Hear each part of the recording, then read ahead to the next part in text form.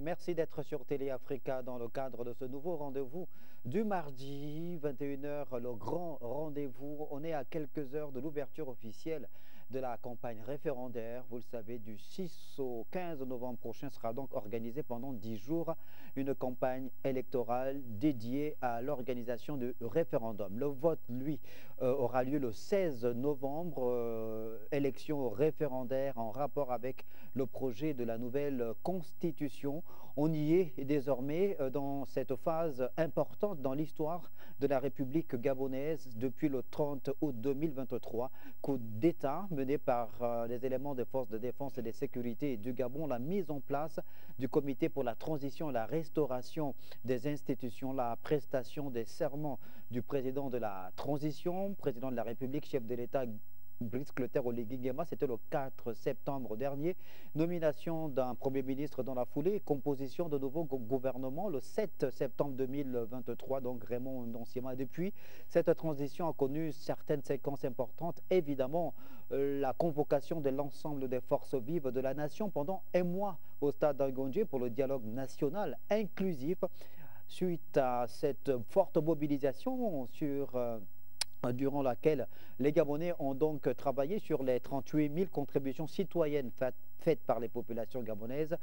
Vous le savez, un rapport est sorti donc de ce dialogue national inclusif de plus de 1000 contributions contenues dans ce rapport remis au chef de l'État, mise en place d'un comité constitutionnel qui a donc travaillé sur l'élaboration d'une nouvelle constitution dont l'ébauche a été également mise à la disposition du Parlement gabonais réunis en constituante pour des avis motivés au CTRI et au gouvernement. Ça en est suivi donc l'adoption de ce projet de constitution par le Conseil des ministres, projet de constitution qui a été rendu public dans le journal officiel le 12 octobre dernier. Et évidemment que les partis politiques, les associations, les mouvements, la société civile dans son ensemble, les populations se sont donc appropriées cette nouvelle constitution, ce projet de constitution, afin d'en pouvoir extirper son essence. Donc on va rentrer là dans la campagne à partir du 6 novembre, dans quelques heures, je l'ai dit. Donc, forte actualité, et pour aborder cette grande actualité, cette nouvelle séquence de la trajectoire de la transition au Gabon, je reçois dans cette émission le député de la transition, Germain Biaoudjou. Bonsoir, monsieur Biaoudjou. Bonsoir, monsieur Ange. Je reçois également Jean-Christian Combila, journaliste, analyste politique. Monsieur Combila, bonsoir. Bonsoir. J'allais dire Jean, Pascal Nkoulou, acteur politique, est déjà dans le plateau. Il est en train, évidemment, d'être pris par les bons soins de nos techniciens qui lui placent un micro afin qu'il puisse avoir une place. Avant que Pascal Nkoulou ne soit introduit sur le plateau, on va commencer l'émission avec la première rubrique, le reportage.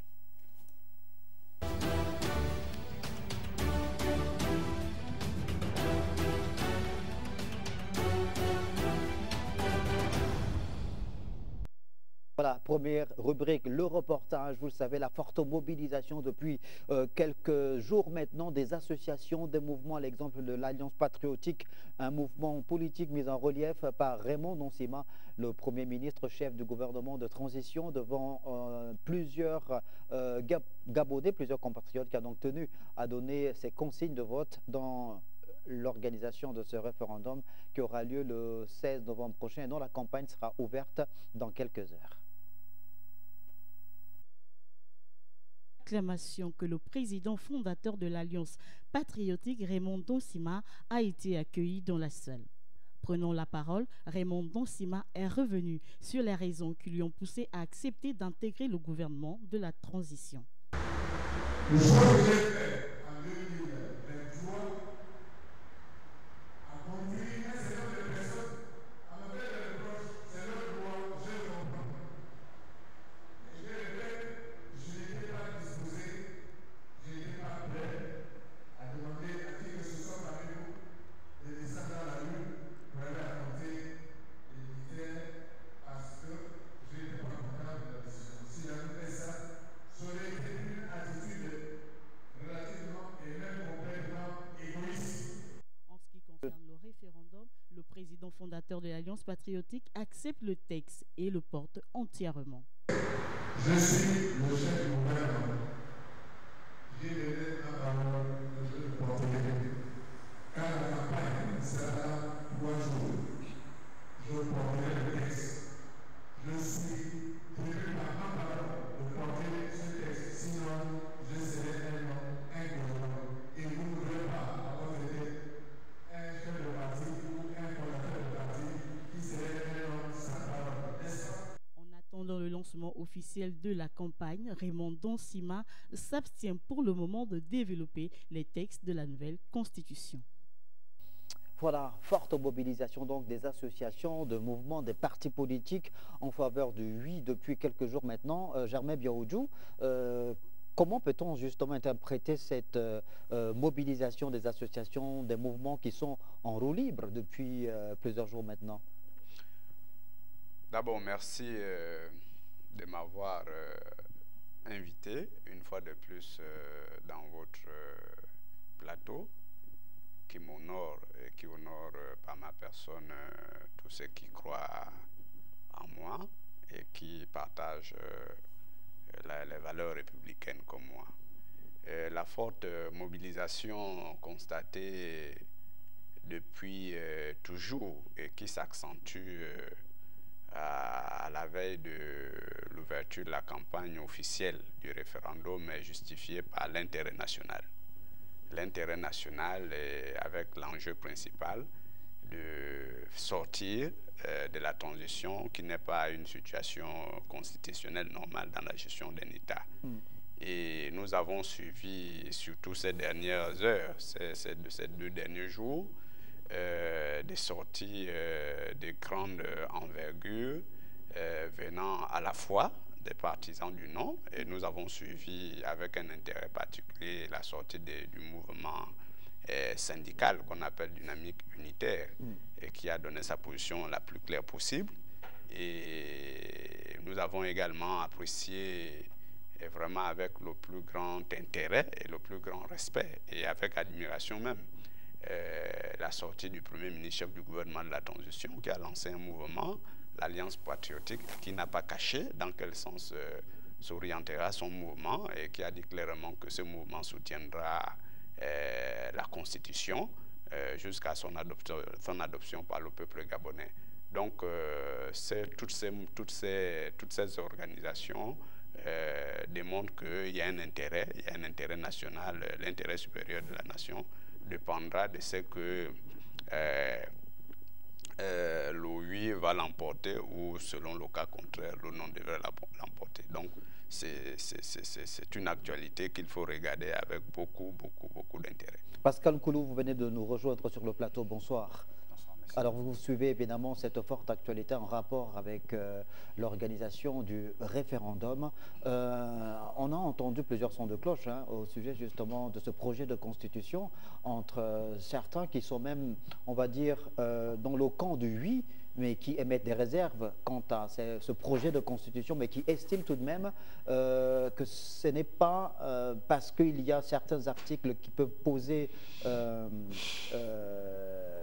qui peuvent emmener à ce qu'il y ait des interprétations ou qui ne font pas l'unanimité, qu'il faudrait rejeter tout ce projet de constitution dans son entièreté, d'où l'appel pour le oui de la part de ses compatriotes-là. Il faut naturellement partir du principe que dans un contexte de 2 situations, il va falloir que les uns et les autres affûtent les arguments qui leur permettent de repréciser les facteurs pour lesquels ceux qu'ils invitent à faire un choix puissent opérer un choix intelligent et objectif, un choix basé sur le libre consentement, comme on dit. Il faut donc à ce moment-là se rendre également compte que de l'autre côté, il y a aussi des volontés qui s'expriment dans la perspective de souligner ce qu'ils peuvent être amenés à considérer comme étant soit des incohérences ou des éléments susceptibles de rendre moins politiquement exploitable le test constitutionnel.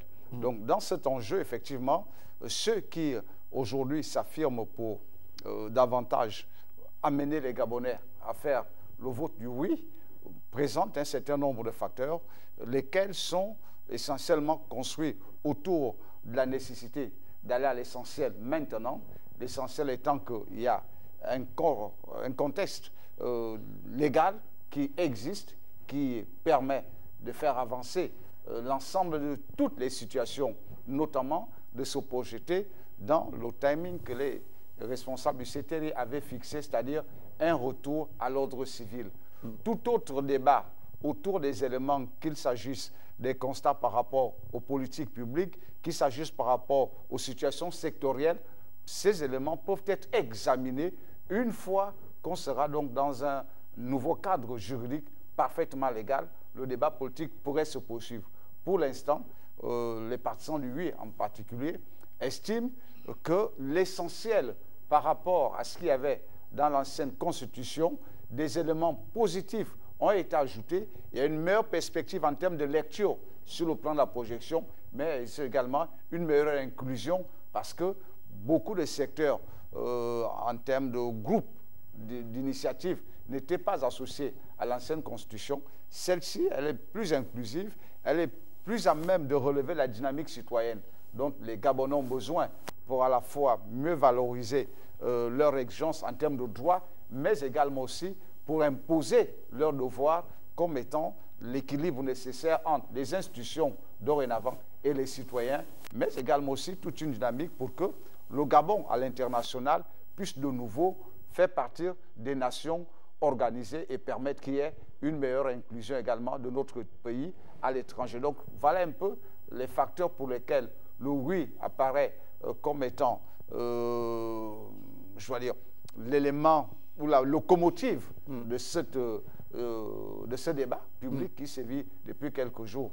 Jean-Christian Kobida, alors on sait que les partis politiques sont depuis une semaine présents sur le terrain, mobilisent leurs militants et passent des consignes de vote claires en faveur du oui, que ce soit les partis politiques qui étaient dans le camp de l'ancienne majorité. D'ailleurs, c'est le Parti démocratique gabonais, on l'a dit, le 12 octobre dernier, je pense, lors de sa rentrée politique, qui avait clairement appelé à voter oui. Par la suite, on a vu d'autres formations politiques sortir de leur hibernation pour appeler leurs militants à voter pour le oui, et même des partis dits de l'opposition, comme le RPM, comme Réagir, qui soutiennent le CTRI et qui appellent désormais à voter oui, clairement oui, pour cette constitution-là.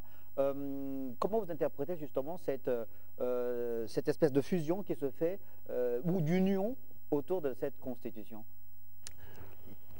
Déjà, c'est une période de pré-campagne qui est très animée. Vous l'avez dit, les partis politiques sont sur le terrain. Il y a également une effervescence réelle du côté des associations qui se sont créées spontanément. Et donc, l'ensemble des forces vives et même des institutions de la transition sont sur le terrain. Ça traduit à la fois une réelle prise de conscience, n'est-ce pas, du plus grand nombre sur la situation, n'est-ce pas, d'exception que vit notre pays et qui doit rapidement retrouver l'ordre constitutionnel.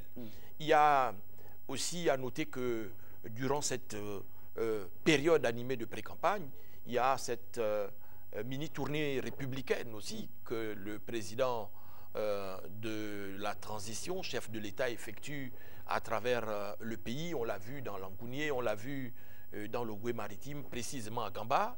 Là-bas, le président a lancé un message d'une extrême importance parce qu'il a mis les populations, sinon le peuple, devant ses responsabilités, n'est-ce pas, en insistant sur le fait que c'est vous le peuple, c'est vous le souverain, et c'est vous qui devez vous prononcer sur l'avenir de notre pays, sur l'organisation politique, n'est-ce pas, que vous voulez pour notre pays. Et donc, il n'est pas question, n'est-ce pas, de rester à la maison au motif qu'on ne vote pas un individu. Bien au contraire, il faut se mobiliser. Il a appelé à une mobilisation générale des Gabonais afin que ces derniers accomplissent d'abord leur devoir civique. Mais en même temps, il a donné une orientation n'est-ce pas, sur la nécessité de voir l'ensemble de ses compatriotes, n'est-ce pas, aller, n'est-ce pas, aux urnes avec le souci, n'est-ce pas, d'accompagner le pays dans ce mouvement, n'est-ce pas, de modernisation de ses institutions politiques, n'est-ce pas, à travers un vote massif en faveur, n'est-ce pas, du projet de constitution qui est soumis à un référendum. Germain Biaoudjou, lorsque Brice Clotaire Oligui, également à sa qualité de président de la transition, président de la République, prend le lead de ce moment très important dans l'histoire du Gabon, évidemment, et que ses adversaires politiques, les pourfendeurs justement de sa politique, estiment qu'il est déjà en campagne, alors que l'on voit sur le terrain, sur les réseaux sociaux, que les partisans du oui sont aussi nombreux que les partisans du non sur les réseaux sociaux notamment. Est-ce que c'est un raccourci de la part de ses adversaires politiques qui estiment qu'ils devaient se mettre au-dessus de la mêlée plutôt que de demander aux Gabonais de se mobiliser pour voter en faveur du oui?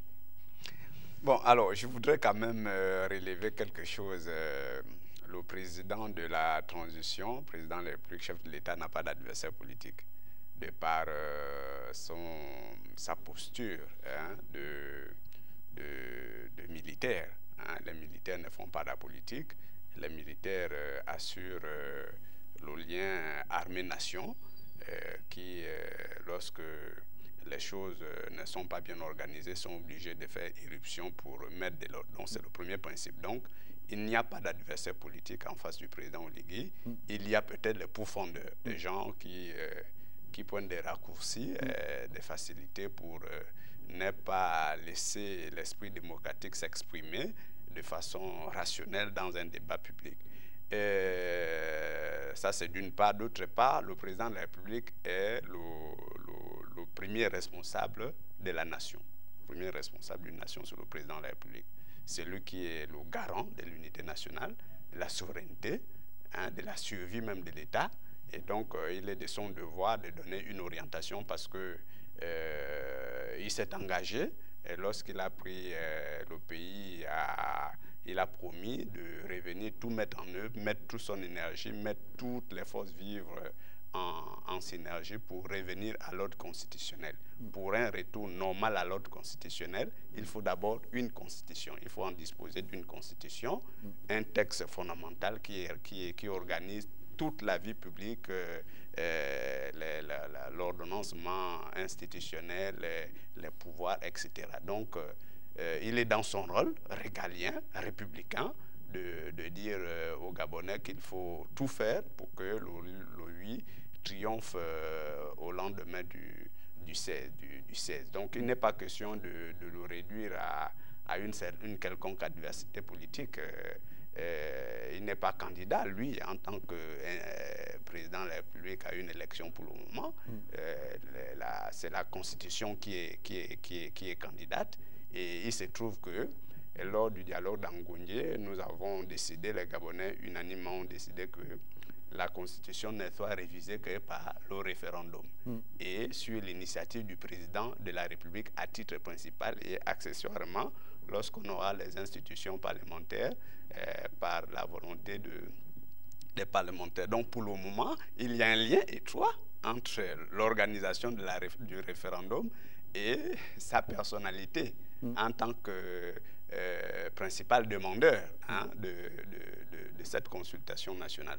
Donc voilà le contexte. Donc je pense que les adversaires, soi-disant, ou bien les pourfendeurs, n'ont pas une bonne cible.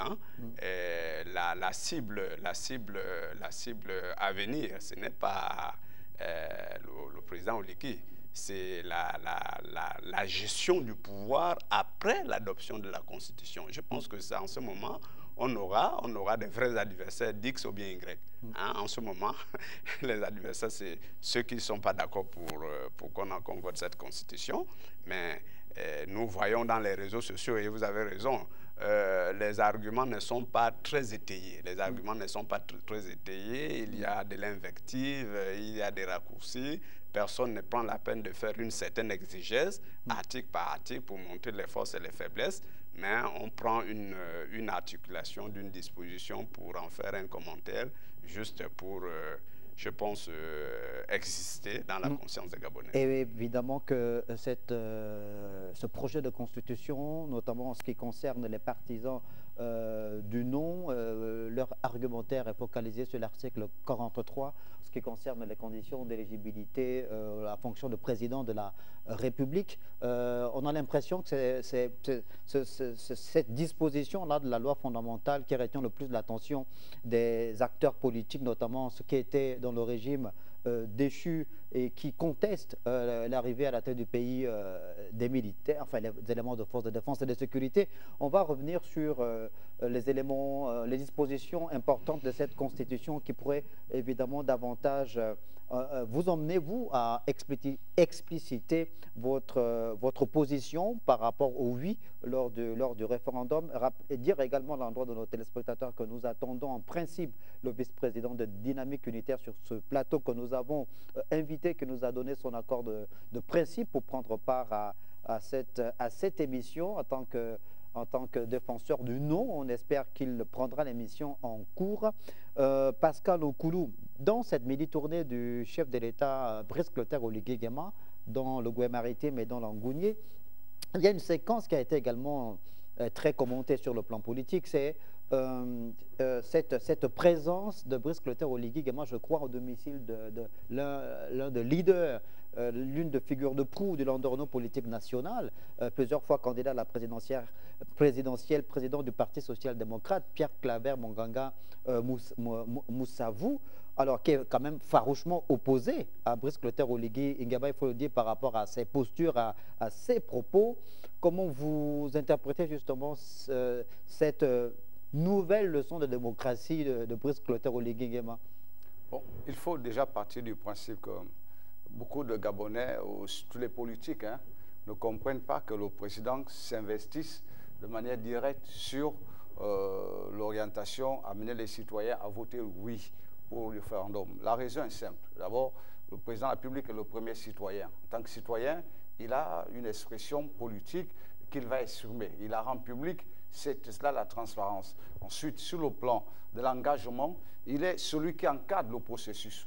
Il veut que ce processus se déroule avec toute la célérité que cela doit impliquer pour que, dorénavant, on ait une lisibilité sur l'ensemble du processus électoral qui va avoir lieu au cours de ce référendum. Et peut-être que cela peut être un élément d'engagement pour les prochaines élections. Donc, il est tenu par sa présence de rassurer que l'ensemble des dérapages et des incidents constatés par le passé ne se reproduiront plus. Premièrement, c'est l'objet de sa présence. Et ensuite, de leur dire, le plus important maintenant qu'il y a ce projet qui doit devenir un texte légal, va nous permettre d'évoluer de manière plus légale. C'est l'expression la plus engageante qui soit. Autour, chacun peut y mettre ce qu'il veut, mais l'essentiel aujourd'hui, c'est de se dire, si nous avons notre constitution adoptée par les Gabonais, nous avons maintenant une référence plus légale que la charte de la transition, plus engageante même pour le président que la charte de la transition, parce qu'il est le maître de la charte. Pour la Constitution, le président de la République n'est plus le maître de la transition, il subit tout ce qui est contenu dans la transition comme tous les autres citoyens. Dans la Constitution, oui. Voilà, dans la Constitution plutôt, comme tous les autres citoyens. Et ensuite, lui-même devra faire l'effort,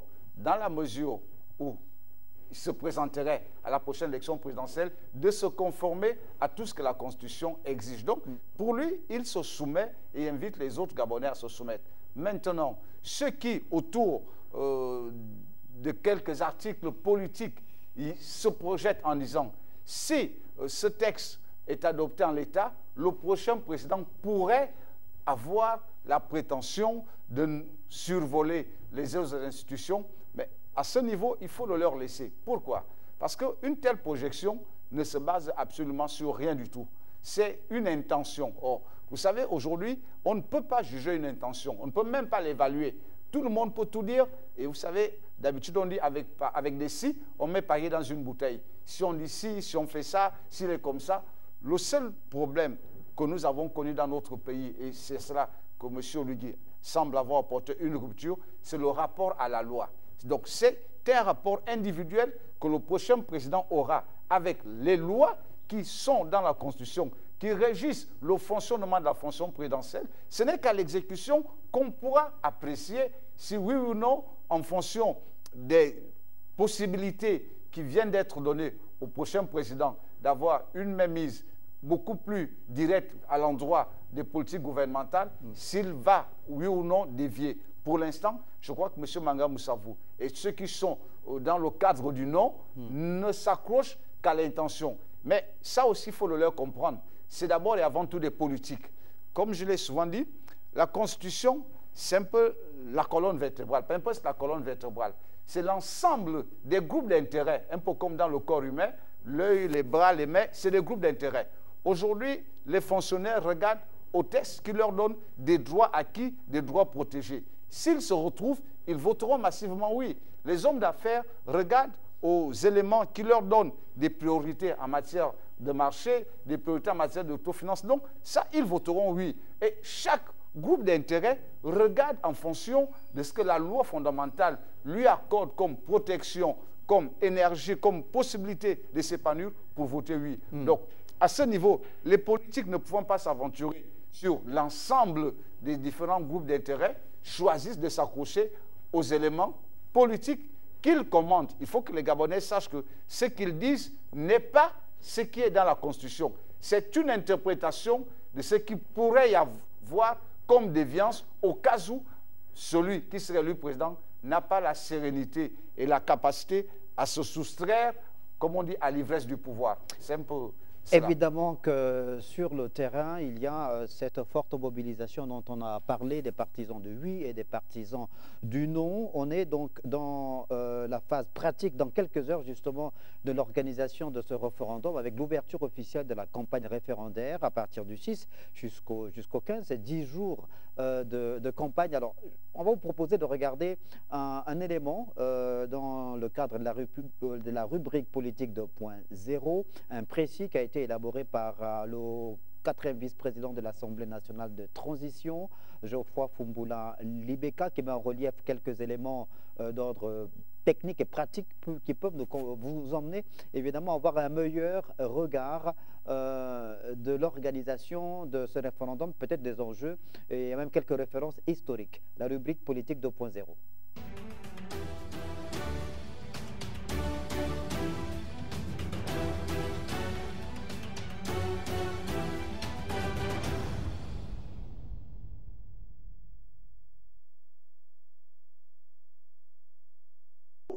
Le petit point rouge, ce sont les sujets de discorde qui cristallisent notre attention. Ça veut dire sur 100% des articles. C'est 2 à 3 articles qui peuvent peut-être représenter moins de 10% de la Constitution, sur lesquels le plus grand nombre, que ce soit les partisans du oui ou les partisans du non, s'appuient pour débattre. Mais on ne met pas en lumière la valeur ajoutée de cette Constitution qui a introduit 95 nouveaux principes qu'on n'avait pas depuis effectivement les différentes constitutions en vigueur. Ce qu'il faut comprendre à travers ce précis, est que le référendum n'est pas une élection présidentielle. Ce n'est pas une élection législative, ce n'est pas une élection locale. Où on vient voter parce qu'on aime X ou on déteste X. Ce n'est pas ça le référendum. On ne vote pas au référendum parce que le président Oligui met les routes en béton, ainsi de suite. On ne vote pas au référendum parce que, comme j'ai écouté certains, les rappels soldes ne sont pas passés, je n'ai pas le travail, donc je vais voter contre ou bien je vais voter pour. Il faut enlever ça de la tête. Ce n'est pas ça le référendum. Le référendum n'est pas un projet de société. C'est un document qui va régir notre vivre ensemble pour les 30, 40, 50 prochaines années. Ça veut dire qu'on aime le président de la transition, qu'on ne l'aime pas. Qu'on aime Billy Binze, qu'on ne l'aime pas. Qu'on aime Geoffroy Fumbula Libeka, ou qu'on ne l'aime pas. Qu'on aime le PDG ou qu'on le déteste. Là n'est pas l'objet de la réflexion sur un référendum et sur une constitution. Quand on lit une constitution, on l'apprécie de façon froide, sans tenir compte de la casquette de X ou Y. Parce que j'ai vu certains dire, oh je ne vote pas au référendum parce que le PDG, genre les PDG sont en train de dire oui, donc moi je dis non. J'ai suivi d'autres dire oui, j'ai entendu Billy Binze dire non, il ne vote pas, donc moi je vais voter oui, parce que je ne peux pas suivre. Non, c'est pas ça l'objet. Ceux qui rentrent dans ces considérations sont des gens qui acceptent de se faire manipuler, tant par ceux qui sont du côté du oui que par ceux qui sont du côté du non. On ne vote pas une constitution parce qu'il y a 1 ou 2 articles qu'on aime ou 1 ou 2 articles qu'on déteste. On doit peser le pour et le contre. On ne peut retrouver dans aucune constitution au monde toutes les dispositions qui vont plaire à tous les citoyens. C'est pour cela que même dans les pays comme les États-Unis, la France, les grandes démocraties, il y a toujours des amendements, la Constitution évolue.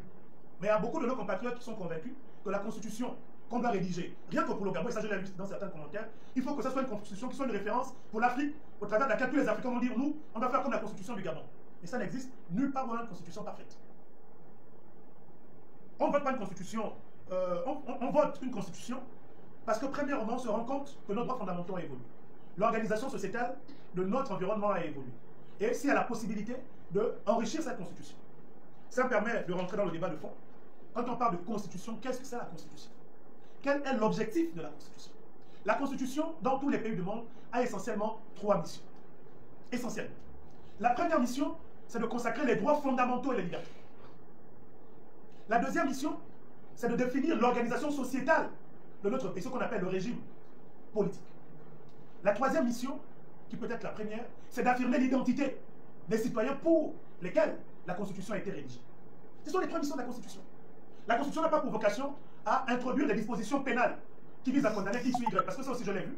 Quand on a parlé du cas où le président peut être poursuivi par les juridictions, j'ai vu certains dire que oui, il faut qu'on mette les sanctions à l'intérieur, le nombre d'années de prison, des trucs comme ça. Mais ce n'est pas dans la Constitution qu'on met ça. Ça, c'est dans une autre catégorie des textes qu'on appelle la loi. Et en l'espèce, au Gabon, c'est le code pénal. On a eu un débat sur le foncier, où on a dit qu'il faut mettre dans la Constitution l'interdiction de vendre des terrains aux expatriés. Moi-même également, par mes connaissances, j'étais en phase. Même si dans le fond, je me disais, bon, c'est pas pertinent. Mais ce travail de réflexion m'a mené à comprendre que interdit est déjà une disposition qui peut relever du pénal, parce qu'on interdit une infraction. Donc, la Constitution n'a pas... Voilà, c'était donc un extrait de cette sortie de Geoffroy Fumboula Libeka, 4e vice-président de l'Assemblée nationale, sur le précis élaboré par ses soins dans l'optique d'emmener des éléments, des points saillants qui pourraient permettre aux Gabonais de mieux comprendre les enjeux justement de ce projet de constitution, mais surtout de l'organisation de ce référendum dont le vote est prévu le 16 novembre prochain. Nous avons, Dieu merci pour nous, la présence sur ce plateau de notre 4e invité. Je vous ai annoncé la présence du vice-président de Dynamique Unitaire, Monsieur Abesolo Ondo, c'est bien ça? Ondo Abesolo, bonsoir Monsieur Ondo Abesolo. Merci beaucoup d'être présent sur le plateau de Télé Africa pour cette émission. Veille de campagne consacrée donc à la convocation de la campagne dans l'optique de l'organisation du référendum le 16 novembre prochain. Alors, Dynamique Unitaire s'est réunie il y a quelques jours, je crois dans le 4e arrondissement à Wenji, pour une déclaration. Et l'objet même de cette déclaration, sinon le résumé de cette déclaration, c'est votre appel au peuple gabonais à voter non le 16 novembre prochain. Vous faites donc partie de ces Gabonais qui appellent à ne pas voter en faveur de ce projet de constitution. Est-ce que c'était quand samedi dernier, c'est bien ça? Dimanche dernier. Bon, est-ce qu'entre dimanche et mardi, votre position a évolué? Merci de me donner l'opportunité de justifier notre position, celle de Dynamique Unitaire par rapport au non. J'ai bien suivi Geoffroy tout à l'heure quand il nous rappelle pourquoi la Constitution, quelle est son importance, qu'est-ce qu'elle vise. Tout ça, c'est bien. Dynamique Unitaire, nous devons d'abord rappeler que ce n'est pas le nombre d'articles qui pose problème. Nous devons nous interroger depuis la date du 30 août 2023, qu'est-ce que nous avons célébré en réalité? Chaque Gabonais sait ce qu'il avait célébré le 30 août 2023. Moi, par exemple, ou alors à Dynamique Unitaire, nous n'avons pas célébré forcément le départ d'Ali Bongo ou sa chute. Nous avons été 10 ans durant victimes de la violence d'État que le pouvoir déchu exerçait sur les membres de Dynamique Unitaire, comme il le faisait avec d'autres compatriotes. Mais pourquoi cette violence? Essentiellement parce que le président avait le contrôle sur l'appareil judiciaire, sur tout. Mais il était en violation de la loi. Et donc, quand nous apprenons le 30 août que les militaires ont pris le pouvoir, nous caressions un rêve, celui de parvenir à un État véritablement démocratique, qui garantisse la justice sociale. Nous pensons que le caractère démocratique d'un État réside dans la séparation nette des pouvoirs. C'est ça notre conviction à Dynamique Unitaire. On va nous parler de la moralité des hommes qui sont à tel ou tel endroit. Nous voulons bien. Mais quand on regarde aussi cette constitution, quand nous regardons les acteurs autour de cette constitution, nous nous posons des questions. Chacun de nous doit pouvoir se demander qui j'étais avant le 30 août. Nous devons nous regarder. Qui j'étais avant le 30 août? Qu'est-ce que j'ai fait pour que le pouvoir d'Ali Bongo tombe? Et si tu n'as rien fait, ou alors si tu as cautionné tout ce qui avait été fait à l'ère d'Ali Bongo, tu n'as même pas le droit de te mettre au devant de la scène. On va s'arrêter là pour le moment. Donc je conclus en disant, oui, notre position reste la même. Nous sommes pour le non. D'accord. On va rester sur votre propos. Vous avez évoqué deux éléments. Le premier en rapport avec la séparation de pouvoir. Évidemment que ce projet de constitution a été élaboré pour la mise en relief de la nouvelle architecture institutionnelle, nouveau régime politique. Le débat est âpre à ce niveau-là. Jean-Christian Combila, sur ce point relatif à la séparation de pouvoir, il y en a qui estiment qu'il faut une séparation rigide des pouvoirs, quand les constitutionnalistes et certains spécialistes des questions de politique estiment qu'il est impossible qu'il y ait une séparation rigide des pouvoirs. Comment vous répondez à la posture de Dynamique Unitaire? Le vice-président de Dynamique Unitaire vient de demander à chacun d'entre nous de se poser la question de savoir de quel côté il était avant le coup de libération du 30 août. Mais si l'on prend en compte effectivement le questionnement qui est le sien, qui est un questionnement pertinent, n'est-ce pas? Et si l'on admet effectivement qu'ils ont tout à fait raison, n'est-ce pas, de se plaindre de ce que, avant le 30 août, ils étaient victimes de pression, n'est-ce pas? On peut effectivement ensuite leur opposer que aujourd'hui, depuis le 30 août, il y a une réelle évolution, n'est-ce pas, de la conception de la justice dans notre pays. Et cette évolution est contenue dans le projet de constitution.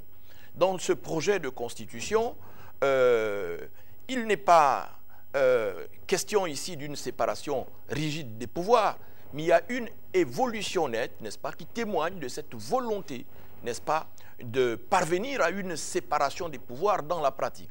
Le président de la République reste certes le président du Conseil supérieur de la magistrature, mais il y a au sein de ce Conseil supérieur de la magistrature une vice-présidence qui est, semble-t-il, tournante et qui est dévolue au président, n'est-ce pas, des différentes cours à l'intérieur. Et donc, à l'intérieur, n'est-ce pas, la composition, n'est-ce pas, ancienne du Conseil supérieur de la magistrature a évolué, n'est-ce pas, pour donner justement aux acteurs même de la justice une présence, n'est-ce pas, active au sein de ce Conseil supérieur de la magistrature, et même possibilité, n'est-ce pas, leur est donnée, n'est-ce pas, d'intervenir dans le choix, n'est-ce pas, de principaux, n'est-ce pas, acteurs, n'est-ce pas, du monde judiciaire. Donc, de ce point de vue-là, il y a une évolution, n'est-ce pas, qui est appréciable au sein, n'est-ce pas, qui est contenue dans cette constitution concernant le Conseil supérieur de la magistrature. Le président n'est plus le seul maître absolu à l'intérieur de ce Conseil supérieur de la magistrature, comme c'était le cas autrefois. Germain Biaoudjou, alors les partisans du non, à l'exemple de M. Ondo Abessolo, qui est le vice-président de Dynamique Unitaire, disent que ces dispositions contenues dans la loi fondamentale qui sera soumise au peuple gabonais le 16 novembre prochain font en sorte que le prochain président de la République gabonaise soit un homme tout-puissant, qui concentre avec lui tous les pouvoirs. Il a l'armée, il a la justice. Vous êtes député de l'Assemblée nationale de transition. Vous avez pris part donc à la constituante. Quels sont les éléments aujourd'hui dans ce projet de constitution qui peuvent mettre un bémol dans le propos de M. Ondo Abessolo de Dynamique Unitaire et tous les partisans du non? D'accord, merci. Je voudrais d'abord saluer la présence de monsieur le vice-président de Dynamique Unitaire et profiter de cette occasion pour le titiller un peu parce que, bon, la loi qui régit le syndicalisme ou bien d'autres associations au Gabon, je ne sais pas si ça a évolué, parce que Dynamique Unitaire, c'est quand même une centrale syndicale, si c'est le cas qui engage les fonctionnaires des corps de services publics, notamment l'éducation nationale et l'enseignement supérieur. Et en tant que parlementaire, donc législateur, je me suis demandé si le fait pour le Dynamique Unitaire de prendre position, est-ce que ce n'est pas là une façon d'engager l'administration dans des prises de position politiques? La société civile, non, pour la société civile, c'est notre débat, parce que la société civile, selon le nouveau projet, est clairement constatée qui n'est pas encore adopté. Qui n'est pas encore adopté. Mais je voudrais m'interroger avant de donner mon appréciation de cette posture qui est tout à fait recevable et respectable. Alors, pour bien répondre à la question de la séparation de pouvoir, parce que c'est de ça qu'il s'agit, et déjà, lorsqu'on lit la Constitution, dans le propos préambulaire, notamment l'alinéa 5 du projet de Constitution, il y a clairement affirmé que le Gabon est un État organisé selon le principe de la démocratie, de la souveraineté nationale et la séparation de pouvoir. C'est clairement affirmé. Donc, la séparation de pouvoir est déjà une disposition au niveau du préambule. Préambule qui est à la limite l'un des avant-propos, l'avant-propos qui annonce toute la philosophie qui va organiser l'ensemble du texte.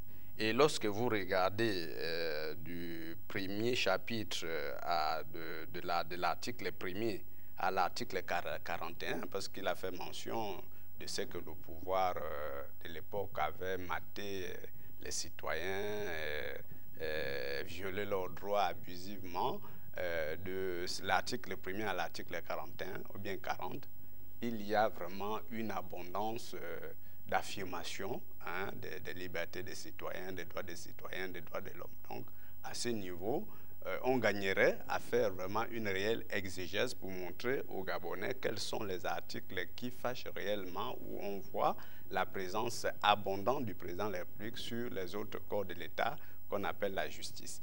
Alors, je sais que l'article qui est querellé, parce que le président de Dynamique Unitaire, qui est un parlementaire, Jean-Rémy Yama a fait des sorties lors de la constituante, et la question sur laquelle il a abondamment intervenu, c'était l'article 128, 128 qui maintient le président de la République comme président du Conseil supérieur de la magistrature et qui fait que beaucoup de détracteurs pensent que c'est une violation du principe de l'indépendance de la justice. Et je voudrais quand même attirer l'attention de Dynamique Unitaire pour dire que nous avons une constitution qui appartient au Gabon. Même si le Gabon est un pays ouvert au monde, en dehors des États-Unis, qui est un État fédéral. Je n'ai pas encore trouvé dans le monde entier où il y a la séparation rigide des pouvoirs en dehors des États-Unis. Je n'ai pas encore trouvé. Dans ma vie ancienne, je suis quand même un petit enquêteur de philosophie politique. J'ai dit en dehors des États-Unis. Donc, à ce niveau, il faut quand même restituer les choses dans leur contexte mondial, le contexte international et le contexte national. Lorsque nous avons suivi la première sortie de M. Jean-Rémy Yama, c'est ça, il avait demandé qu'au lieu d'aller vers une nouvelle constitution, qu'on maintienne la constitution de 1991. Mais dans la constitution de 1991, le président est président du Conseil supérieur de la magistrature. En plus de cela, le ministre de la Justice est membre. Or, ce qui change dans la mouture actuelle, le président n'est que président du Conseil supérieur de la magistrature. Le ministre n'est pas membre. Le ministre assiste le président de la République. Et comme Jean-Christian l'a dit, ce n'est pas le président de la République qui gère techniquement le Conseil supérieur de la magistrature. Ce conseil est géré de façon relative par les juridictions et les hautes cours. Mais sur le plan de la hiérarchie, on peut considérer que le Conseil supérieur de la magistrature est assujetti au chef de l'État, au président de la République. Oui, mais c'est une lecture erronée. C'est une lecture erronée. Le président de la République n'est pas magistrat. L'avantage, c'est ça, il n'est pas magistrat. Donc, il ne connaît rien, du moins, entre griffes, des dossiers de la justice. Mais ce que les compatriotes ne disent pas, c'est que pour la première fois, la Constitution dispose que la justice doit bénéficier de financements autonomes. C'est la première fois que c'est écrit comme ça. Donc, je trouve que au lieu de cristalliser l'attention des Gabonais sur le fait que le président reste encore président du Conseil de la supérieure, mais regardons du côté des évolutions notables qui ont été préconisées par les constituants que nous sommes, y compris le président des dynamiques unitaires. Pascal Koulou, est-ce que le fait que le président de la République, enfin qu'on n'ait plus un Premier ministre dans ce projet de constitution, qu'il y ait un vice-président chargé de l'action, la coordination de l'action gouvernementale, que le président de la République, je crois, ne soit pas responsable devant le Parlement, qu'il soit le chef suprême des forces armées, le président du Conseil supérieur de la magistrature, il faut... suscite des inquiétudes. Est-ce que ce sera un homme tout-puissant? Il faut commencer par dire que les magistrats qui rendent la justice ne le font pas en leur nom propre. Il y a un ensemble de textes à partir desquels ou à travers lesquels ils se réfèrent pour pouvoir rendre la justice. La déviance observée dans l'Ancien Régime était une attitude personnelle du refus de certains magistrats de ne pas se référer aux textes qui existaient. Donc il n'y a pas un problème à ce niveau. Et ensuite, le président de la République est le premier magistrat de la nation parce qu'il a le droit de grâce. Il a un certain nombre de privilèges du fait de sa fonction qui lui permettent d'intervenir de manière personnelle et directe dans des contentieux pour y apporter des solutions. Mais qui nomme les procureurs? On a quand même vu, on est en train de parler de notre pays, on est dans une séquence importante de l'histoire du Gabon, on a vu que très souvent, les procureurs qui ont été nommés ces dernières années, la ligne de démarcation entre ces procureurs et le gouvernement ou la présidence de la République n'existait quasiment pas du tout. Bon, vous vous rappelez de ce qui s'est passé lors des élections présidentielles de 2023, où on avait l'impression que le procureur de la République émettait des avis ou ouvrait des enquêtes à géométrie variable. Clairement, l'opposition gabonaise était vent debout contre la justice gabonaise par rapport justement à ce traitement impartial des situations qui se présentaient. Alors, quelle garantie en termes d'indépendance? Bon, écoutez, moi je crois que le parlementaire qui maîtrise bien les éléments d'ajout qui ont été apportés pour davantage renforcer les mécanismes de justice ou les mécanismes judiciaires, je crois simplement, parce que vous savez, les textes juridiques ou le contexte d'application d'un texte ou de l'exécution d'un texte, c'est d'abord par rapport à la compréhension, à la responsabilité individuelle de chaque personne. Vous ne pouvez pas faire une application littéraire de la manière dont quelqu'un se comportera. Tous les jours de notre vie, nous avons un point de décision. Vous avez un véhicule, vous appréciez si oui ou non vous foncez ou vous arrêtez un feu rouge. Et pourtant, la loi dit, vous devez vous arrêter quand le feu est rouge. Mais en fonction des urgences, vous pouvez dire, j'ai un malade, vous allez violer cette restriction. Tout comme vous pouvez dire, bon, je peux également m'arrêter. Donc, l'exécution ou l'application en termes de rendu d'un certain nombre d'actes, c'est d'abord le rapport individuel que chaque homme a avec la notion qu'il a de la charge qu'il doit remplir. Si vous n'avez pas conscience de l'impact de ce que vos décisions vont produire dans un environnement bien précis, il va de sorte que vous allez agir de manière relativisante. Or, si vous êtes conscient, vous ferez même des choses qui vont conduire les autres autour de vous à se fier davantage à ces habitudes qui renforcent les textes de loi. Donc, posez la question, c'est-à-dire, est-ce que ça va se faire? Je voudrais terminer en disant que aujourd'hui, ce que nous avons, c'est une volonté collective de tous les Gabonais d'avancer. On aura à porter des jugements de valeur qu'à l'exercice de ces nouvelles responsabilités. Pour l'instant, elles sont en devenir. On peut aujourd'hui essayer d'anticiper sur ce que tel pourrait faire ou tel autre pourrait faire. Déjà, à l'instant, on ne connaît pas qui va occuper X fonction ou Y fonction. Et ensuite, moi, je suis un peu gêné par l'alternative du non. Le non nous renvoie à quoi? Le non nous renvoie de façon systématique à un recommencement. Au recommencement, ça suppose que la période de transition, qui est une période d'exception, une période fourre-tout, parce que peut-être que les gens ne savent pas, c'est une période fourre-tout. Les militaires, c'est-à-dire le président de la transition, pas chaque fois prendre une initiative, on regarde les prérogatives que lui concerne la charte. La charte n'est pas le document qui doit régir sur une très longue période la vie de la nation. C'est une période tampon. Je crois que le souci de tous les Gabonais, c'est effectivement d'abord de sortir de la charte pour qu'il y ait un meilleur rapport avec une loi qu'ils appréhendent, qu'ils ont choisie et sur laquelle ils peuvent exercer leur droit de citoyenneté. C'est le plus important en ce qui me concerne. Et quand j'écoute tous ceux qui n'ont pas de rapport direct avec la politique, et je suis heureux, par exemple, le président de Dynamique Unitaire a souligné ce que je disais tout à l'heure, c'est-à-dire c'est les groupes d'intérêt. Chaque groupe d'intérêt regarde au rapport qu'il a avec cette constitution en matière de protection, donc de droits et de devoirs. C'est ça qui amène à se positionner. Alors, il y a tout... Non, je voudrais quand même rebondir. Je voudrais rebondir, Oui, mais s'il non, vous plaît. s'il vous plaît, non. Ah oui, d'accord. Non, vous allez rebondir non, après. je ne vous arrête pas la parole. Vous allez rebondir après. Parce qu'il m'avait Alors, interpellé. Germain Biodjo, député de la transition, a émis des éléments qui montrent qu'il y a une évolution dans ce nouveau projet de constitution en matière de renforcement de la justice au Gabon, même la nouvelle organisation du Conseil supérieur de la magistrature. Pourquoi est-ce que Dynamique Unitaire ne voit pas ce côté évolutif, cette disposition qui semble garantir davantage plus de justice? Et vous aviez parlé tout à l'heure de faire le point entre le point de tous les acteurs avant le coup d'État.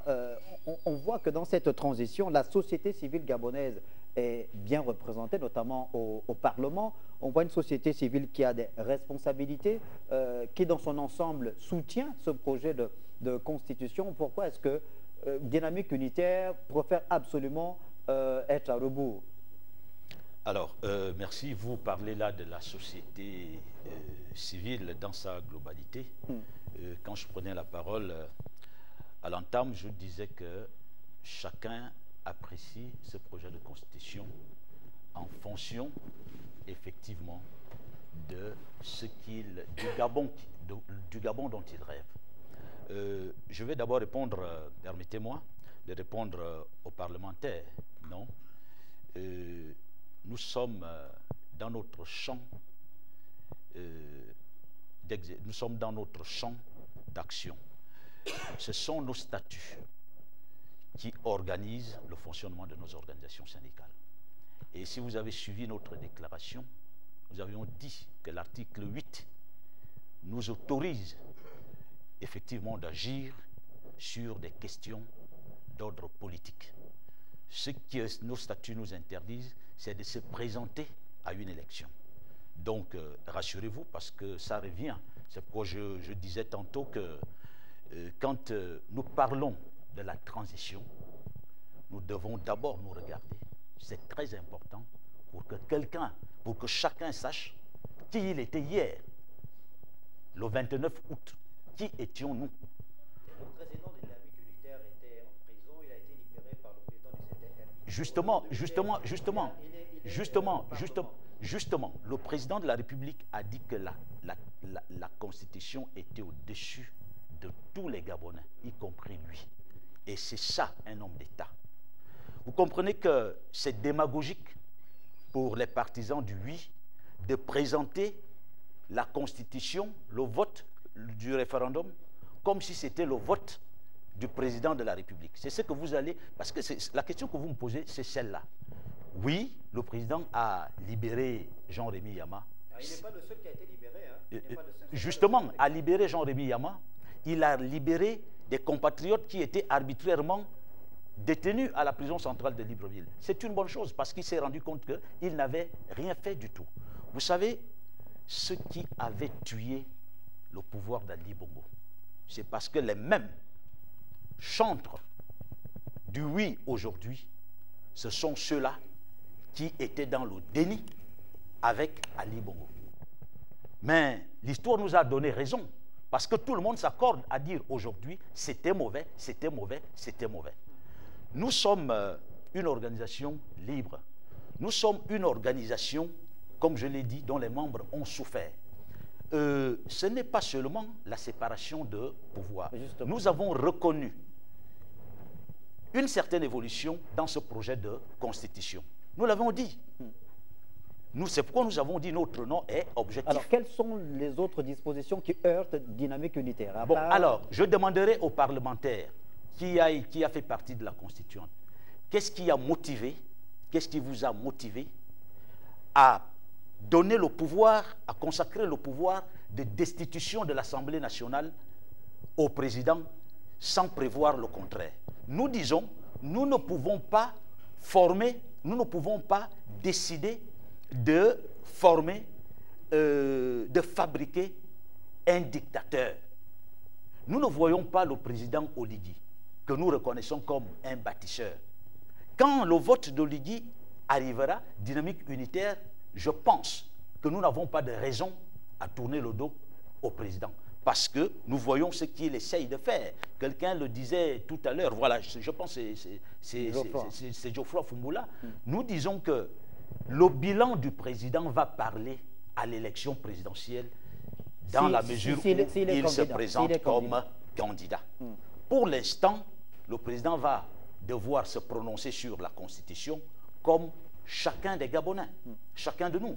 Donc, très sincèrement, le président, l'hyper-présidentialisation, c'est ce que nous dénonçons dans ce projet, de façon essentielle, dans ce projet de constitution. Germain Bion-Oudjou, on a bien compris donc l'objet de la posture de dynamique unitaire. Il y a plus de 100 articles modifiés dans ce projet de constitution, mais ce ne sont que ces dispositions en rapport avec les conditions d'éligibilité, notamment qui tournent autour du régime politique qui retiennent tant l'attention de dynamique unitaire. Alors, il vous a posé une question directe. Bon, je pense que la réponse ne sera pas donnée sans qu'on ne regarde, qu'on ne revienne au texte lui-même. Hein, sans qu'on ne revienne au texte lui-même. Déjà, pour revenir sur la question de l'indépendance de la justice, dans le texte, dans le projet de texte, il est clairement écrit que le président est le garant de l'indépendance de la justice. C'est clairement écrit. Tout le monde est quand même d'accord avec ce principe. Mais je suis quand même gêné de comprendre que ceux qui sont d'accord de façon unanime sur le fait que le président assure l'indépendance de la justice puissent lui donner, lui refuser cette compétence symbolique d'assurer, de présider le Conseil supérieur de la magistrature. Donc il y a une petite contradiction qu'on doit tout de suite surmonter pour que les Gabonais fassent le choix le plus objectif possible. Alors, le vice-président de Dynamique unitaire pose une question technique, tout à fait technique, en rapport avec le pouvoir de dissolution de l'Assemblée nationale par le président. Et je crois que c'est l'article 62. Ce pouvoir lui est accordé, mais ce pouvoir est organisé, encadré. Le premier verrou, c'est qu'il ne peut pas organiser, il ne peut pas dissoudre l'Assemblée nationale 20 jours juste après son arrivée. Premier verrou. Deuxième verrou, c'est que ça ne se fait pas de façon spontanée. Même s'il a le droit, il ne peut pas le faire 2 fois pendant son mandat. Ça, c'est le deuxième verrou. Et le deuxième verrou, il ne décide pas. Le troisième verrou, il ne décide pas seul. Il consulte les présidents des chambres. Du moins, les bureaux des chambres du Parlement. Ça, c'est le troisième verrou. Alors, il pose la question qui est tout à fait fondée. Pourquoi accorder ce pouvoir de dissolution au président de la République sans contrepartie? Même bien sûr, il y a une contrepartie. aux articles 136, 137 qui parlent du pouvoir d'accusation du président de la République par le Parlement, par l'Assemblée nationale. En cas de haute trahison. En cas de haute trahison, en cas de violation de serment. Hein? Mais est-ce qu'on a défini la haute trahison? Mais la haute trahison, c'est tout à fait connu, même si nous n'avons pas défini tel que les Gabonais le veulent peut-être de façon textuelle. On sait ce que c'est une haute trahison dans une république. Quelqu'un qui a prêté serment qui ne respecte pas le terme du serment, c'est une haute trahison. Un président qui s'organise, qui cède insidieusement une partie du territoire national sans consulter le peuple. Il y a beaucoup de cas de haute trahison, parce que si nous recourons à un exercice de dictionnaire, nous n'allons pas nous en sortir. Il y a des cas de par le monde où nous avons vu des processus de destitution de présidents à cause de haute trahison. On peut s'en inspirer. Et puis, ça ne se passera pas comme ça. Il y a des lois organiques qui vont organiser de façon précise. Est-ce que ce nouveau... Donc, c'est pour répondre clairement qu'il y a un équilibre entre l'article 62 et les articles 136 Est-ce que ce projet 337. constitutionnel, est-ce que ce projet de constitution-là, en son sein, il y a des dispositions qui permettent à ce qu'il y ait un contrôle parlementaire de la part du Parlement? Sur l'action du gouvernement? Oui, du gouvernement, de l'exécutif. Bien sûr, parce que c'est là où ce type d'atelier gagne en valeur. Parce que ça nous permet, nous, qui avons été à la Constituante, et bien avant même, parce que moi j'étais au dialogue national, de restituer les choses, de mieux expliquer aux Gabonais quelles sont les évolutions, notamment dans toute vie humaine, on peut déceler des écueils. Le président est président de la République, chef de l'État et chef du gouvernement. Il est accompagné, selon l'article 58, par un vice-président de la République et un vice-président du gouvernement qui assure la relation entre l'exécutif et le Parlement. Et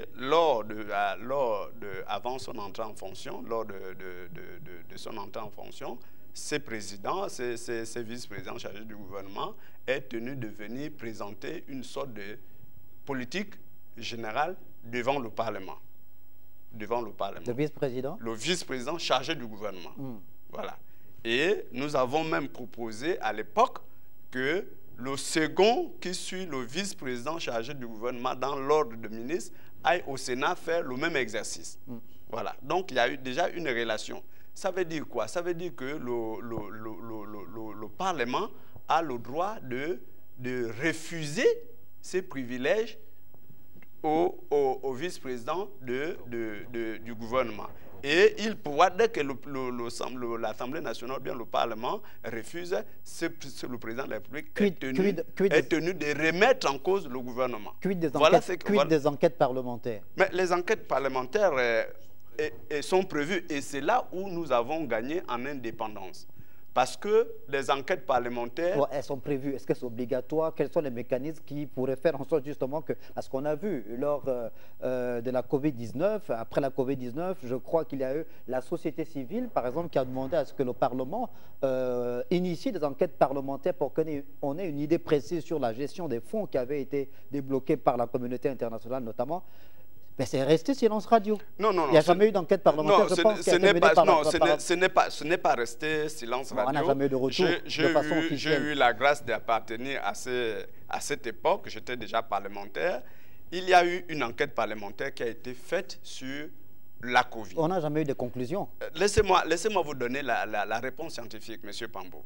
Il y a eu une enquête qui a été organisée. Elle a été conduite par l'honorable Angeline Goma. Une bonne enquête. Mais il se trouve que lorsque une enquête est menée, nous faisons l'enquête parlementaire sur la base du règlement de l'Assemblée nationale. Alors le règlement de l'Assemblée nationale prévoit deux options. Soit la publication, soit la remise du rapport. Publication ou dans le journal officiel? La publication du rapport, c'est-à-dire, quel que soit, en tout cas, il y a une procédure de publication du rapport. Comme à la plénière, les parlementaires peuvent décider, selon la sensibilité du dossier, selon l'intérêt national, de remettre le rapport au gouvernement, qui en fait l'usage qu'il faut.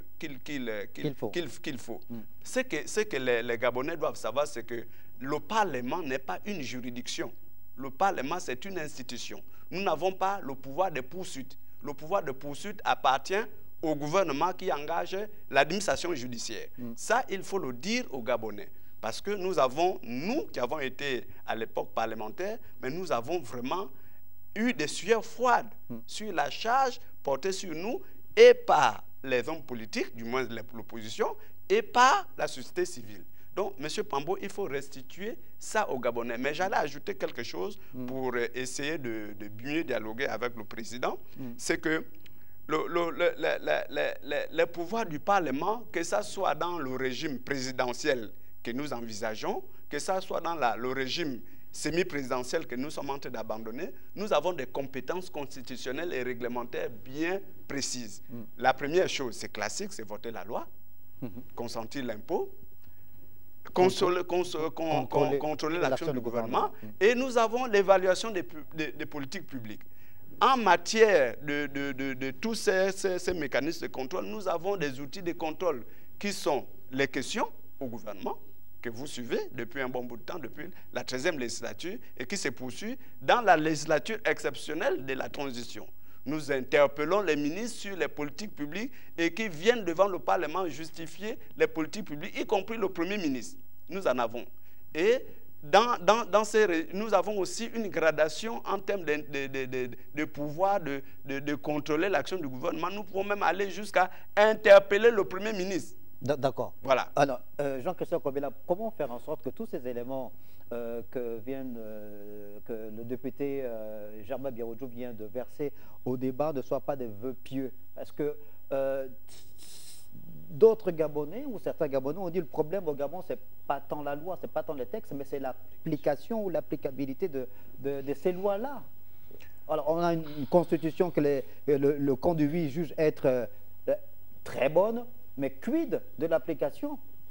Monsieur Pambo, dans son discours solennel à Gamba et même dans Langounier, le président Brice Clotaire Oligui Nguema, brandissant le projet de constitution, n'est-ce pas, a expliqué aux populations que la constitution, si elle est votée, sera au-dessus de sa personne.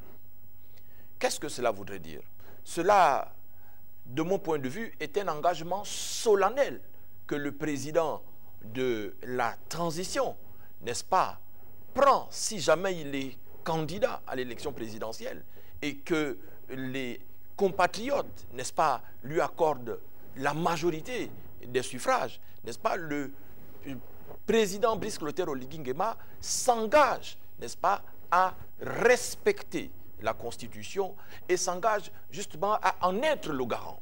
Ça, c'est important parce que, voyez-vous, le respect de la loi, qui plus est la loi suprême, la loi fondamentale, n'est-ce pas, doit venir du haut. Autrement dit, l'exemplarité doit être donnée par le haut.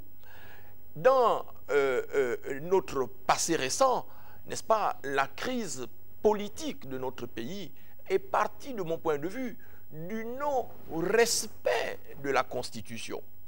Lorsque la Constitution est foulée aux pieds, mais tous, n'est-ce pas, les autres textes juridiques le seront forcément par les praticiens du droit. Donc, nous entrons aujourd'hui dans une nouvelle ère. Le Conseil supérieur de la magistrature est réorganisé. Il y a des évolutions considérables à l'intérieur. Et je me souviens qu'au cours d'un échange avec le président du syndicat des magistrats, n'est-ce pas, lui me disait que la question de la séparation des pouvoirs n'est pas tant celle qui se pose au niveau des cours et tribunaux, c'est l'autonomie financière qui pose problème. Car les magistrats sont confrontés au quotidien, n'est-ce pas, à des problèmes, n'est-ce pas, qui paraissent insolubles jusqu'à ce jour. Ils ont des problèmes d'ordre pratico-pratique et avec cette autonomie financière qui leur est accordée, il y a là nécessairement une nette évolution qu'il va falloir prendre en compte, car voyez-vous, dans tous les pays du monde, même dans les grandes démocraties, aux États-Unis aujourd'hui, la démocratie est en crise, n'est-ce pas? La justice est pointée du doigt. En France, c'est pareil.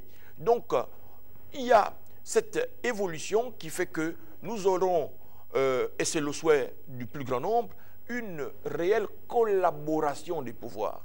Parce que, n'est-ce pas, la justice, le respect de la loi ne doit pas seulement être l'affaire de ceux qui dirigent le pays, mais elle doit être l'affaire de tout le monde. Et le président Brice Clotaire Oligui Nguema n'a eu de cesse de dire que la Constitution engage tout le monde. Ce n'est pas la Constitution de Brice Clotaire Oligui Nguema, ce n'est pas la Constitution de X ou d'Y, c'est la Constitution de la République, n'est-ce pas, qui postule une nouvelle ère d'organisation de la vie politique et institutionnelle de notre pays. Pascal Koulou. Oui, rapidement seulement pour dire que, écoutez, je crois que dans les éléments de serment que prête le président de la République, il est clairement dit, je jure devant le peuple gabonais de respecter la Constitution. Ça suppose quoi? Ça suppose que tout ce qui est compris dans ce texte contraint le président. C'est la formule consacrée. Je ne vous coupe pas, Pascal Koulou. C'est la formule consacrée. Combien de fois les chefs d'État ne le disent pas? Vous avez vu, on a relancé les 14 dernières années la célébration, la journée du drapeau, le 9 août de chaque année, depuis quelques années maintenant. Vous avez vu le nombre de membres du gouvernement qui venaient faire la référence au drapeau. Est-ce que cela a empêché qu'il y ait de la corruption à grande échelle dans notre pays? Non, je voulais souligner cet élément. Pourquoi? Parce qu'on a de plus en plus, on entend des gens dire qu'est-ce que le président a comme contrainte pour ne pas dévier. Il a donc déjà l'ensemble des textes qui régissent la Constitution. Parce que c'est sur celle-là qu'il prête serment. C'est-à-dire qu'il a l'obligation de respecter. Et chaque fois, et là je réponds aux responsables syndicaux, chaque fois qu'il y a une situation de défiance, c'est à ce niveau que doit intervenir le citoyen. Parce que dans notre pays, on a l'impression que tous les hommes sont, comme on dit, susceptibles d'erreurs. C'est lorsqu'il y a une dynamique citoyenne autour des principes fondamentaux de la République que les hommes font attention. Il ne faut pas penser que, parce qu'on a voté un texte, que mécaniquement, chacun est tenu de s'y fier. C'est quand on sait qu'il y a une pression populaire telle qu'on ne peut pas faire autre chose que de se consacrer à l'exercice de ses missions.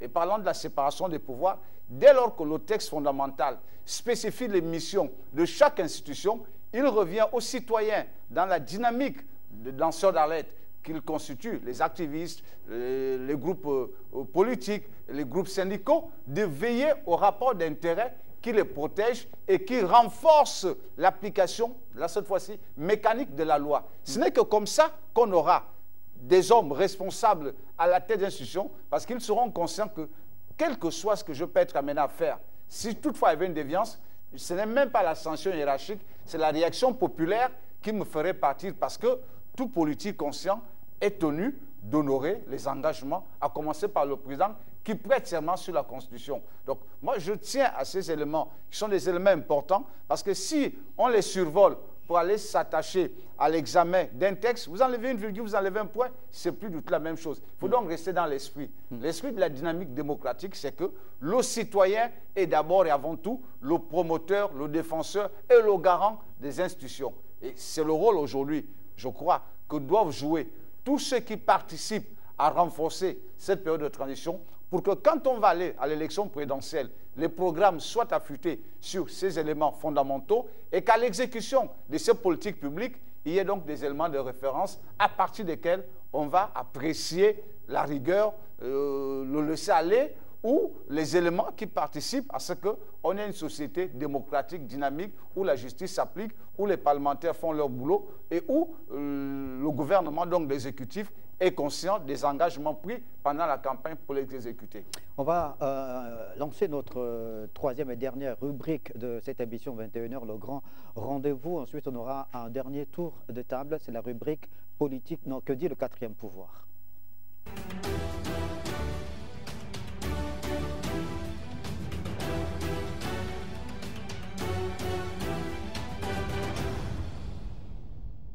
Que dit le quatrième pouvoir? C'est donc une sorte de revue de la presse, les médias évidemment au quotidien qui écrivent l'histoire, les historiens de temps moderne. Donc on vous propose ces articles parus en ligne, notamment Gabon Media Time qui revient sur cette consigne de vote de Jean-Boniface Asselé, le CLR qui appelle donc à voter pour le oui lors du prochain référendum.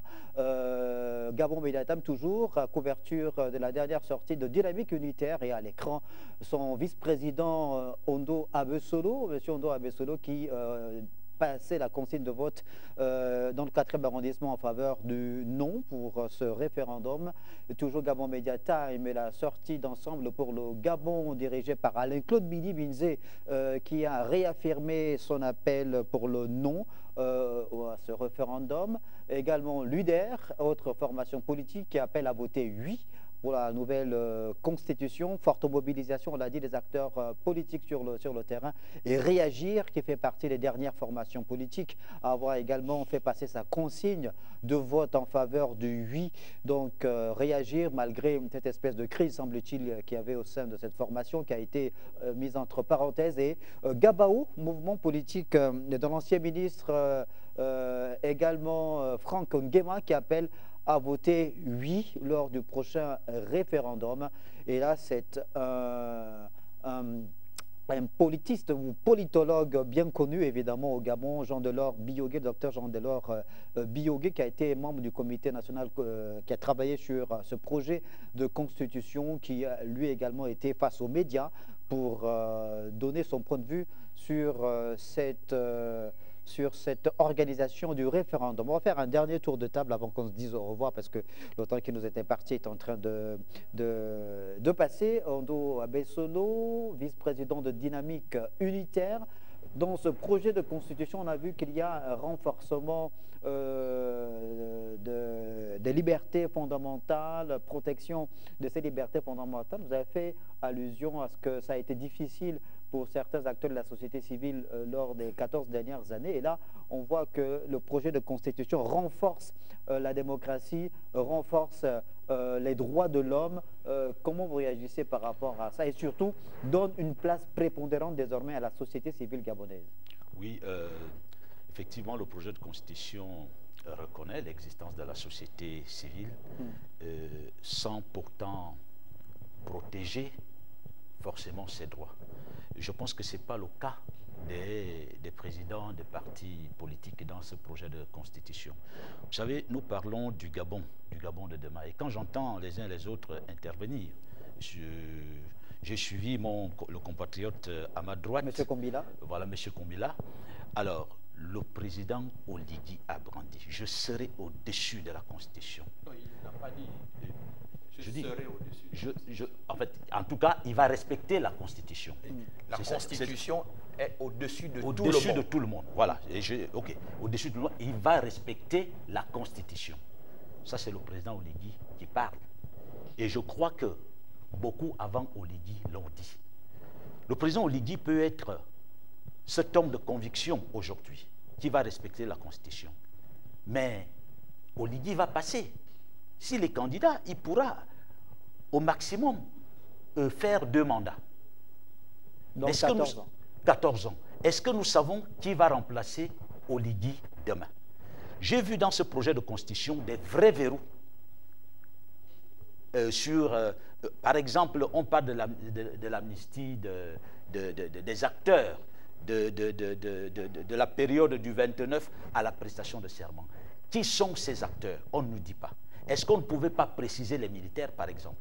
Vous savez, nous vivons au Gabon.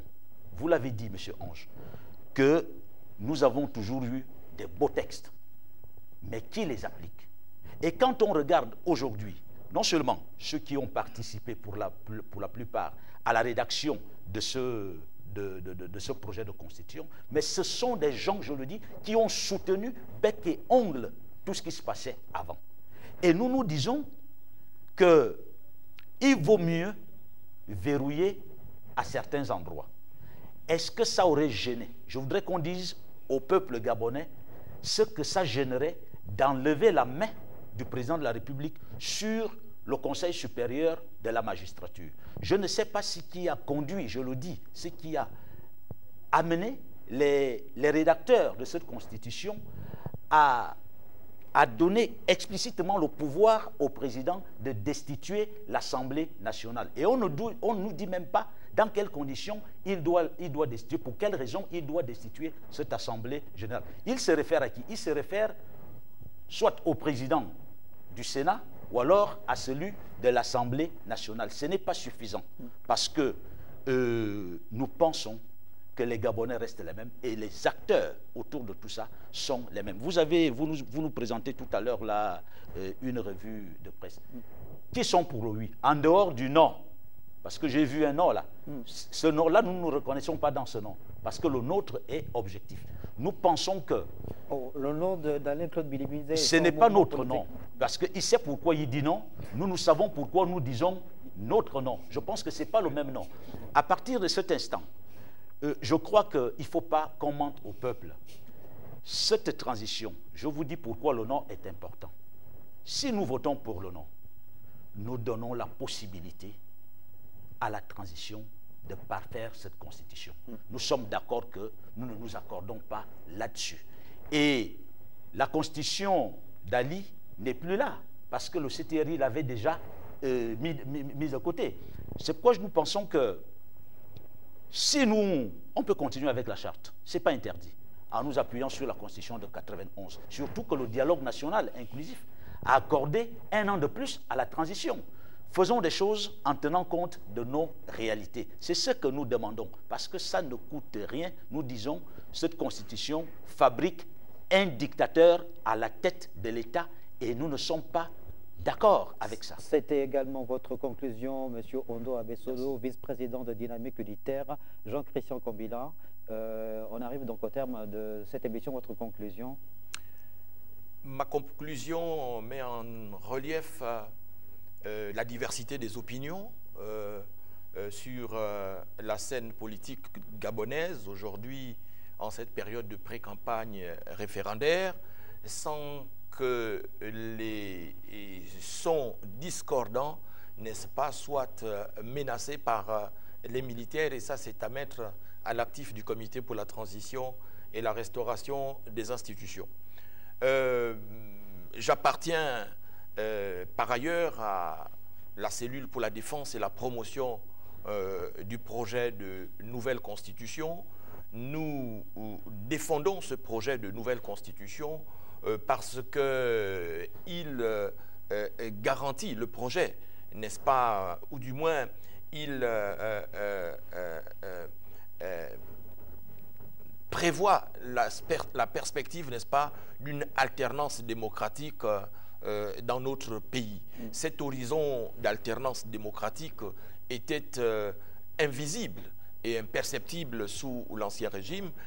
Ici, avec le fait qu'aucun président ne pourra faire plus de 2 mandats à la tête de l'État, n'est-ce pas, ceci garantit l'alternance démocratique en vue dans notre pays. Mais aussi, il y a le fait que la séparation des pouvoirs exécutif, judiciaire et législatif, n'est-ce pas, peut donner à terme, n'est-ce pas, la perspective d'un Parlement qui soit de coloration politique différente, n'est-ce pas, de la coloration du président de la République.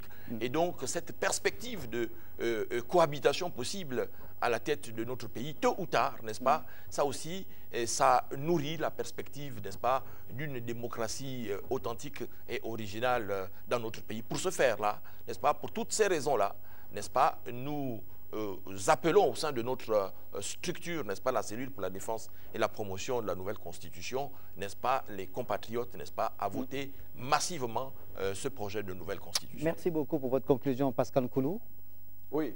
En guise de conclusion, s'il vous plaît, parce que le temps... La question entre le oui et le non, il y a eu suffisamment d'échanges autour de ces différentes positions.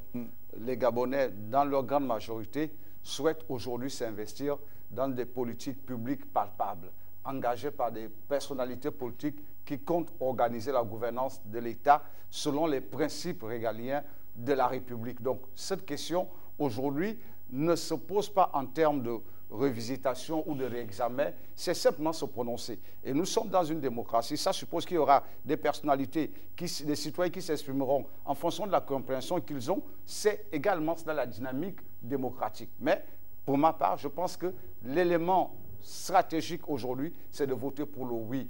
Pourquoi? Parce que le oui nous engage directement à sortir d'un état d'exception. Vous savez, on peut prolonger autant de fois que l'on veut, mais on reste quand même dans un régime d'exception. Or, on ne peut pas structurer la vie d'une nation sur des exceptions. Il faut avoir des éléments de référence qui consacrent l'OTAN à l'exercice des politiques publiques pour que ceux qui vont en avoir la responsabilité puissent en répondre dans un délai tout aussi précis. Donc aujourd'hui, il faut aller voter oui pour que demain, si Oligui est candidat, qu'il nous présente ces politiques publiques. S'il y aura des adversaires, que les adversaires présentent des politiques publiques, personne n'ira en campagne avec le projet de constitution ou avec la constitution. Ceci d'autant plus que cette constitution ne sera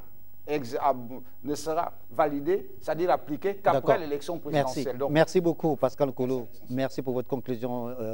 Germain Biaoudjou, député de la transition, votre conclusion avant qu'on ne mette un terme à cette émission.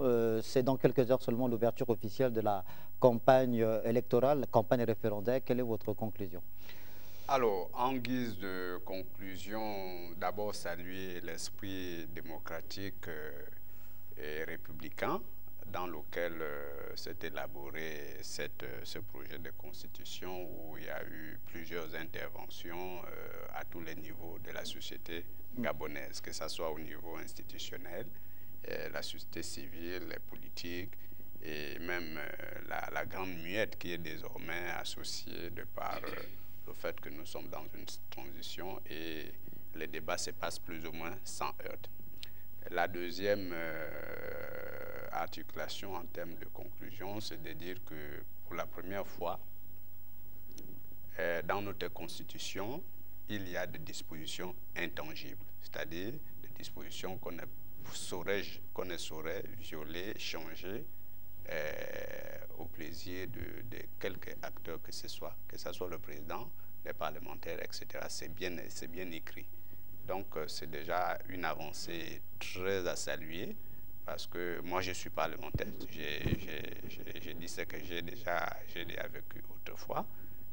Certaines modifications se faisaient un peu comme nous pouvons le soupçonner. Alors, la troisième chose, c'est de dire aux Gabonais de s'approprier le texte.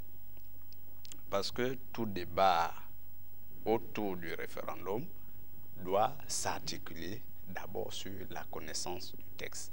Il faut que chaque Gabonais, c'est pas facile, mais il faut qu'on amène chaque Gabonais à lire, à s'approprier au moins quelques dispositions essentielles de ces textes pour que, le moment venu, ceux qui sont pour le non comme le président fassent vraiment un choix objectif. Et ceux qui sont pour le oui comme nous fassent également un choix objectif. Tout en sachant que, et c'est là où je mets une petite réserve à l'appel du vice-président des dynamiques unitaires, qui disait que nous ne pouvons pas faire dans la précipitation. Non, nous avons correctement fait des choses jusqu'à ces jours. Et je pense que les engagements que nous avons pris doivent aussi nous obliger à sortir de cette situation. Certes, nous ne travaillons pas sous la pression de la communauté internationale, mais nous sommes un pays qui est inscrit dans le concert des nations et notre économie est tributrice un peu de toutes les transactions économiques au plan mondial et international. Nous sommes un pays qui coopère, hein, aussi bien au plan bilatéral et au plan multilatéral. Nous avons des partenaires techniques, des partenaires en développement. Des capitaux nous viennent de l'extérieur et aucun capitaliste au monde ne peut continuer à investir dans un pays où, sur le plan de la notation, hein, sur le plan du risque, le risque est très élevé. Et l'aide publique, l'investissement direct qui nous vient de l'étranger, dépend aussi de cet environnement de paix. Et donc, nous avons l'obligation de tout faire et bien faire. Hein? Tout faire, mais bien faire. Et créer des conditions pour que le référendum se passe dans la transparence. Et c'est le premier test. C'est le premier test parce que après l'échec de l'ancien régime où les lendemains... Je rappelle que vous êtes en train de conclure. Hein, oui, je suis en train de conclure. Les lendemains électoraux, que la conclusion devienne un nouveau développement. Était toujours émaillé de tensions. Oui. Je pense que la charge qui est revenue au ministère de l'Intérieur l'oblige aujourd'hui à créer des conditions pour que ces référendums soient vraiment organisés dans les bonnes conditions. Si le oui triomphe, il faut que ça soit un oui qui a triomphé de façon transparente. Voilà la conclusion. Merci Germain Biaoudjo, député à l'Assemblée nationale de transition. Merci pour votre participation à ce plateau spécial. Merci également à vous, Pascal Koulou. Merci Jean-Christian Kombila. Merci Monsieur Ondo Abesolo, vice-président de Dynamique Unitaire. Merci à tous les quatre d'être passés dans l'émission 21h, le grand rendez-vous. On rappelle que l'ouverture de la campagne, c'est à minuit, justement jusqu'au 15 novembre prochain. Donc, et le vote, lui, aura lieu le 16 novembre. Merci de nous avoir regardés et surtout bonne suite des programmes sur Télé Africa.